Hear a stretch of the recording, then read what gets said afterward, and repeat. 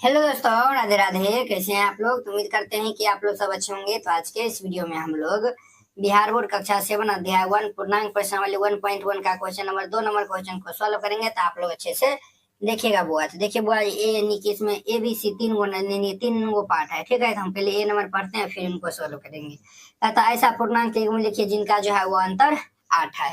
यही जो पिछला क्वेश्चन हम बनाए थे ना, उसी तरीका से ये भी क्वेश्चन जो है वो बनेगा। चलिए हम इनको हल करते हैं। तो यहाँ पे हल दे दीजिएगा, फिर जाकर बनाइएगा इनको। कहता है ऐसा यानी कि ऋणात्मक, सॉरी, इसमें जो है वो कह रहा है कि ऋणात्मक पूर्णांक युग्म लिखना है, ऋणात्मक पूर्णांक युग्म लिखना है, ठीक है, जिनका अंतर जो है वो -8 है। तो चलिए हम जो है वो एगो संख्या -12 ले लेते हैं, एगो संख्या -20 ले लेते हैं। आप कोई भी जो है वो ले सकते हैं। अब इनका हम जो है वो दोनों तो ऋणात्मक है, पूर्णांक संख्या युग्म है ना, दोनों तो ऋणात्मक संख्या है। अब इनका अंतर, इनको हम घटा के देख लेते हैं। तो ये जो है वो 8 आना चाहिए। तो -12 अब माइनस ये -20। तो देखिए बुआ, ये जो है वो -12 माइनस माइनस प्लस 20, -12 20 में से ये जो है वो दोनों को ऐड करेंगे तो कितना आएगा? 8 आएगा। यही आंसर हो जाएगा। तो एगो जो है वो यही इनका आंसर हो जाएगा, ठीक है।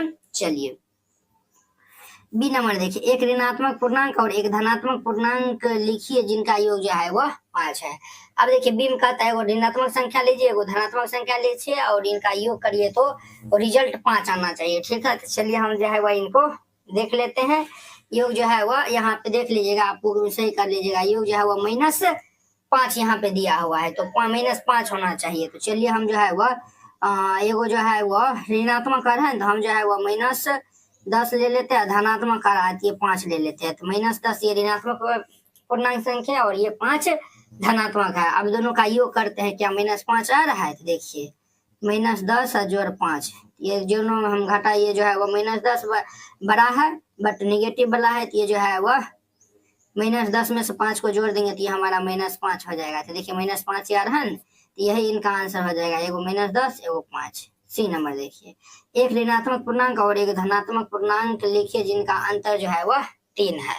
तो एगो जो है वो कह रहा है ऋणात्मक पूर्णांक और जो है वो एगो धनात्मक पूर्णांक। तो चलिए हम जो है वो ले लेते हैं, अंतर जो है वो 3 का ऋणात्मक, तो हम -1 ले लेते हैं, धनात्मक जो है वो 2 ले लेते हैं। तो अब देखिए दोनों का अंतर कर देते हैं, यानी घटा देते हैं। तो ये जो है वो रिजल्ट 3 आ रहा है। तो यही दोनों ये आंसर हो जाएगा। अब बहुत सारा जो है वो इसमें ले सकते हैं, ठीक है। जैसे इसमें एक और हम की एग्जाम्पल लेकर आपको हम समझा देते हैं। तो ये जो है वो दोनों जो है वो ऋणात्मक संख्या होना चाहिए जिनका अंतर जो है वो 8 हो। 8 हो तो जो है वो यानी कि आप ले सकते हैं। यहाँ पे जो है वो बी नंबर देखिए, ये जो है वो हम ले लेते हैं -2, ये भी ऋणात्मक संख्या है।